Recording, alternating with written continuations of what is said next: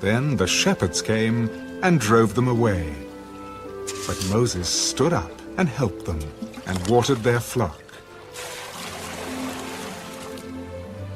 When they came to Reuel, their father, he said, "How is it that you have come so soon today?" An Egyptian delivered us from the hand of the shepherds, and he also drew enough water for us and watered the flock. And where is he? Why is it that you have left the man?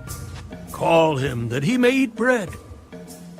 Then Moses was content to live with the man, and he gave Zipporah his daughter to Moses.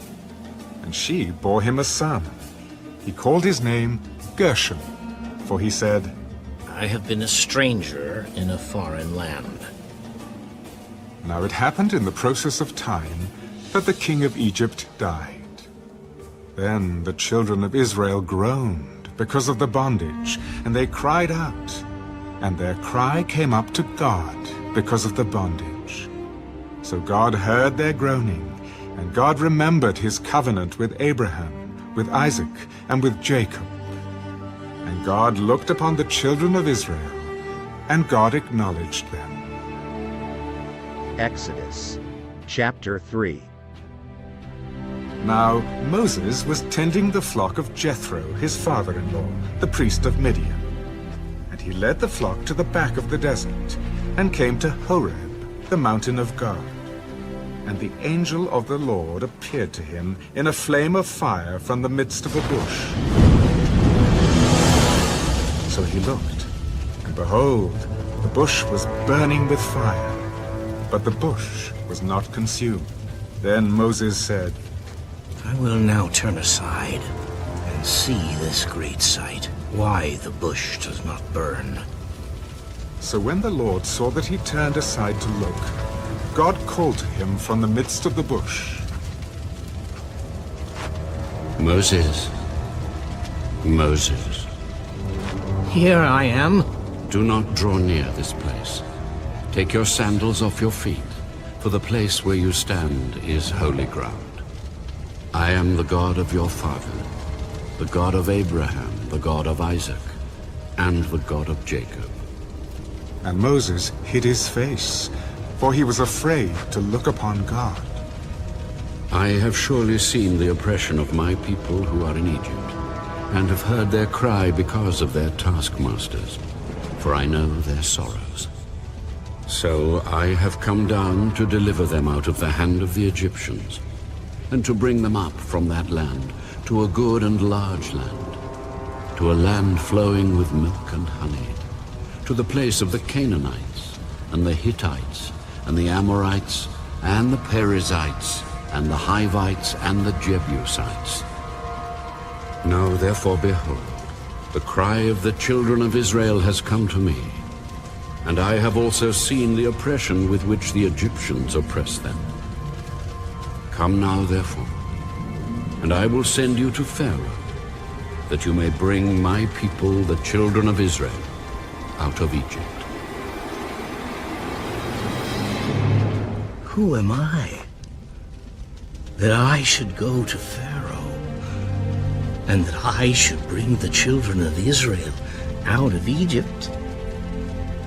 I will certainly be with you. And this shall be a sign to you that I have sent you. When you have brought the people out of Egypt, you shall serve God on this mountain. Indeed, when I come to the children of Israel, and say to them, the God of your fathers has sent me to you, and they say to me, what is his name? What shall I say to them? I am who I am. Thus you shall say to the children of Israel, I am has sent me to you. Thus you shall say to the children of Israel, the Lord God of your fathers, the God of Abraham, the God of Isaac, and the God of Jacob has sent me to you. This is my name forever, and this is my memorial to all generations. Go and gather the elders of Israel together, and say to them, the Lord God of your fathers, the God of Abraham, of Isaac, and of Jacob, appeared to me, saying, I have surely visited you, and seen what is done to you in Egypt. And I have said, I will bring you up out of the affliction of Egypt, to the land of the Canaanites, and the Hittites, and the Amorites, and the Perizzites, and the Hivites, and the Jebusites, to a land flowing with milk and honey. Then they will heed your voice. And you shall come, you and the elders of Israel, to the king of Egypt. And you shall say to him, the Lord God of the Hebrews has met with us.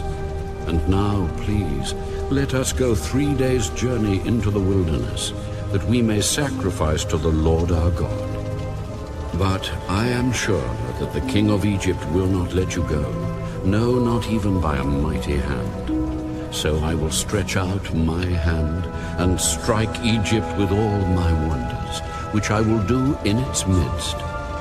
And after that he will let you go.